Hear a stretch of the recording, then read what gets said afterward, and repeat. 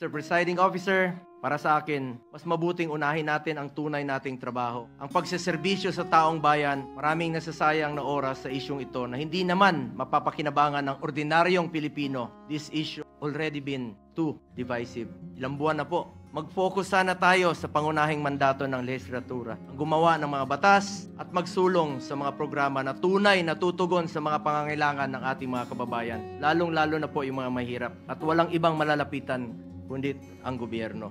Marami pa pong mga pending bills pa po hanggang ngayon na hindi pa natin natatapos with one working day na lang po. Baka hindi pa po may papasa. At ito po ay mapapakinabangan ng mga kababayan natin. Dapat yan po ang ating unahin. As raised by some of our colleagues yesterday, that in as far as the impeachment case is concerned, based on the results of the recent midterm elections, I believe the Filipino people have decided at ang kanilang desisyon, mas gusto po nilang tutukan natin ang trabaho at serbisyo. Tama na, tigilan na natin ang pamumulitika.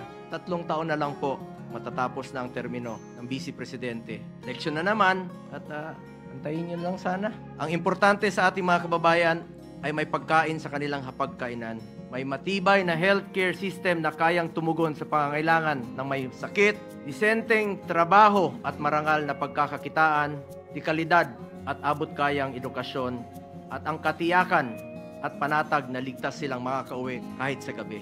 Hindi naman nakakain itong impeachment. Sana pwede ninyong ikonsidera at the very least, bago tayo maglitis dito, siguraduhin muna natin na nasa tama na prosesong tinahak natin dito. The very least nga, sabi ko, marahil pwedeng ibalik o i-remand muna na ito sa pinagmulan sa House of Representatives dahil marami pang ang katanungan ang legally hindi nasasagot.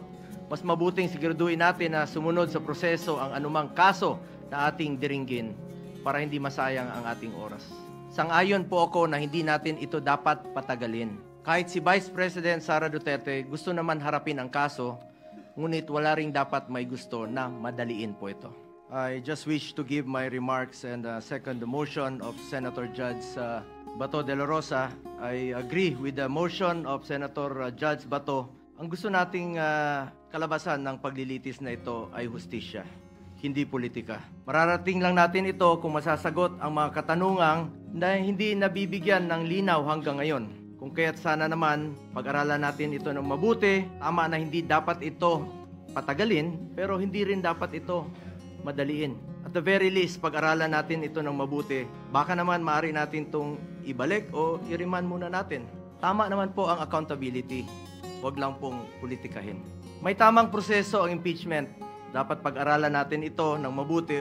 Article 11, Section 3 of the 1987 Constitution. A verified complaint for impeachment may be filed by any member of the House of Representatives or by any citizen upon a resolution or endorsement by any member thereof.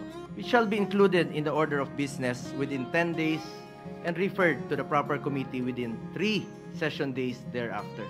On December 2, 2024, the first impeachment complaint endorsed by members of the House of Representatives was filed before the Secretary General of the lower house. Second and third impeachment complaints were filed in the succeeding days, duly endorsed by members of the House. Under Section 3 of the House Rules of Procedure in Impeachment Proceedings, a verified complaint for impeachment shall be filed with the Office of the Secretary General and immediately referred to the Speaker.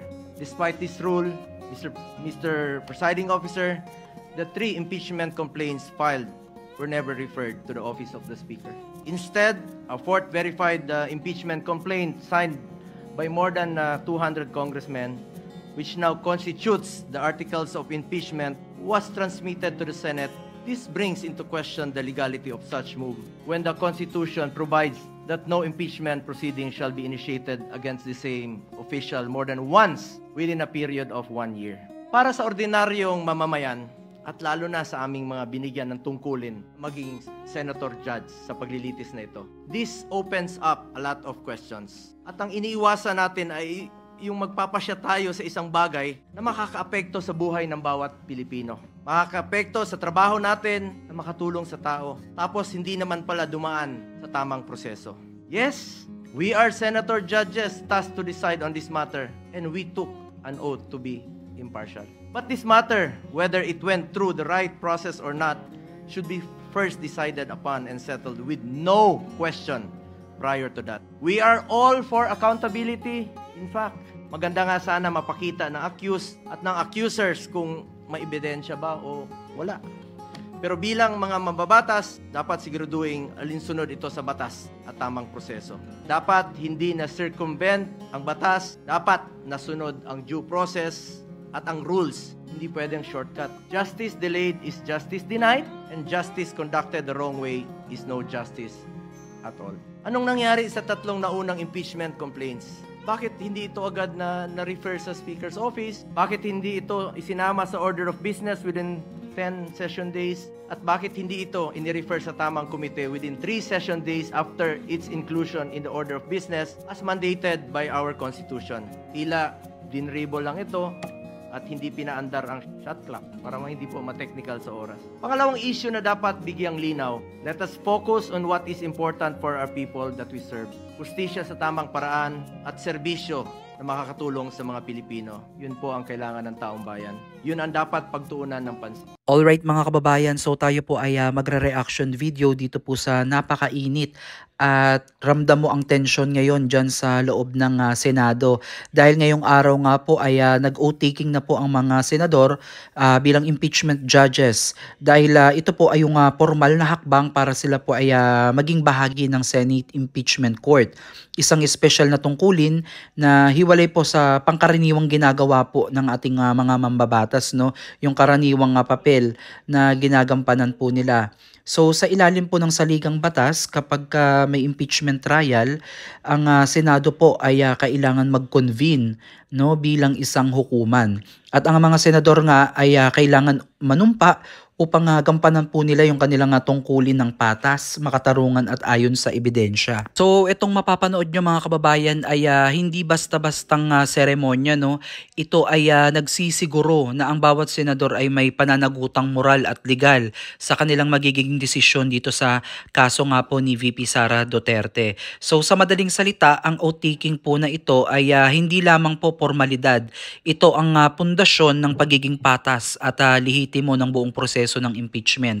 Dahil kung wala ito mga kababayan, hindi maaaring umusad ang paglilitis. So nasabi dito ni Senator Bongo na baka sakali na pwedeng i-remand o ibalik muna ito sa Kamara para sa karampatang aksyon o pagsusuri bago ito umusad sa Senado. So sa proseso kasi ng impeachment dito sa Pilipinas mga kababayan, ang House of Representatives ay may eksklusibong kapangyarihan na magsimula ng impeachment cases. So kung maaalala nyo, more than 1/3 nga daw ang bumoto o pumirma para sa impeachment case ni VP Sara.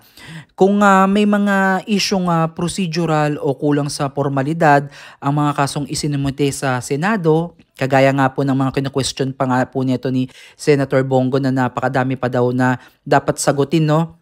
Maaaring sabing i-remand ito. So ibig sabihin hindi pa ito handang dinggin dito po sa Senado bilang impeachment court at kailangan ayusin o kumpletuhin muna sa Kamara. So sa tingin ko no mga kababayan, maaaring ang layunin po netong si Senator Bongo ay tiyakin na talagang sumusunod sa tamang proseso ang mga kaso. Sabi niya nga dito sa kanyang naging speech ay hindi dapat shortcut, no? Lalo na kung may mga tanong sa legalidad o integridad ng mga dokumento o ebidensya na pinupukol dito kay VP Sara Duterte. So sa ganitong paraan, hindi masasayang nga naman ang oras sa Senado sa pagdinig ng kasong maaaring ibasura rin dahil sa teknikalidad. So ngayon, makikita nyo, mapapanood nyo sa Senate of the Philippines sa kanilang Facebook page yung kabuoang talumpati ng ilang mga judges dyan na talagang hindi nagkakasundo, no? Talagang meron silang kanya-kanyang opinion, point of view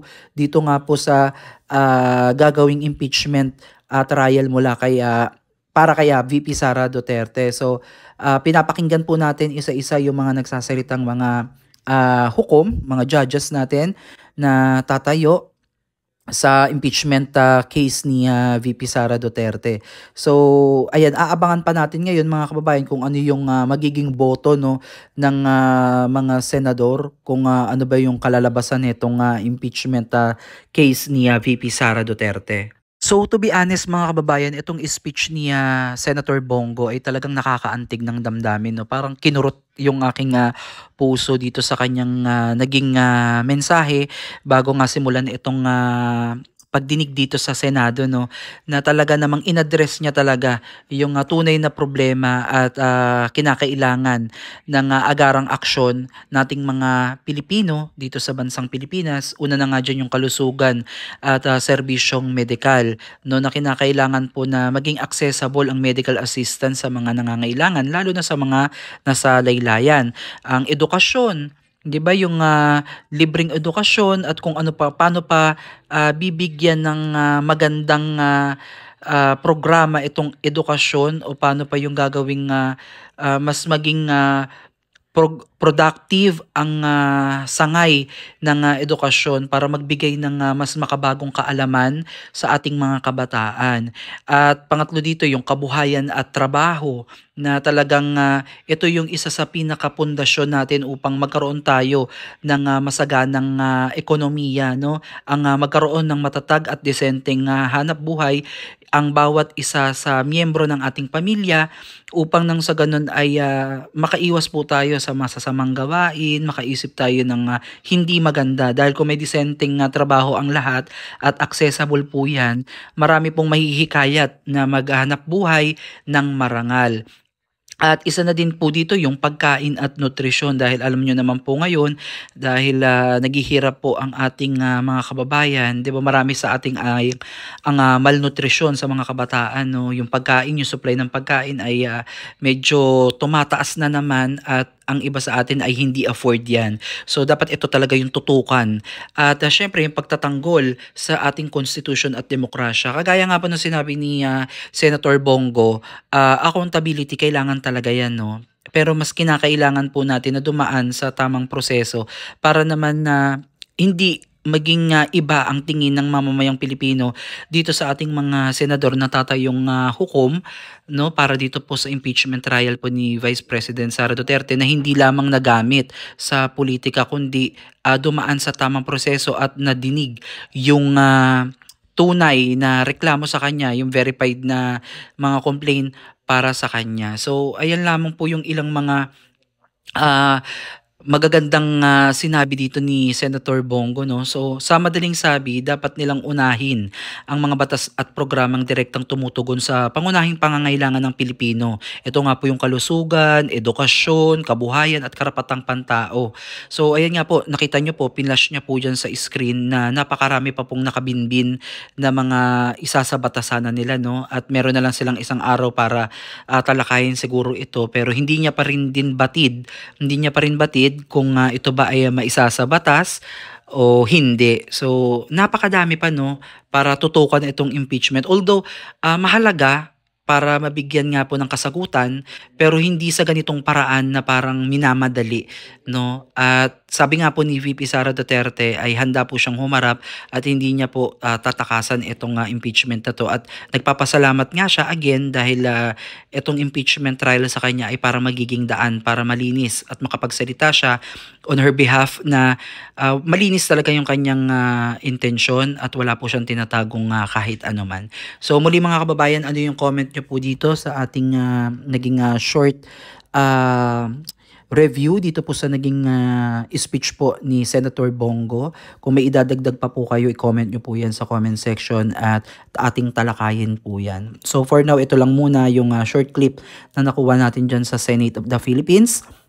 At kung gusto nyo panoodin yung kabuuan ng talakayan nila dyan ay maaari nyo po silang bisitahin. So ito po ay inano ko lang, hinighlight lang po natin itong speech ni Senator Bongo, no, dahil talagang marami ang maaantig dito, lalo na yung mga kababayan natin na talagang uhaw sa tunay na pagbabago. So muli maraming salamat at God bless po sa inyong lahat.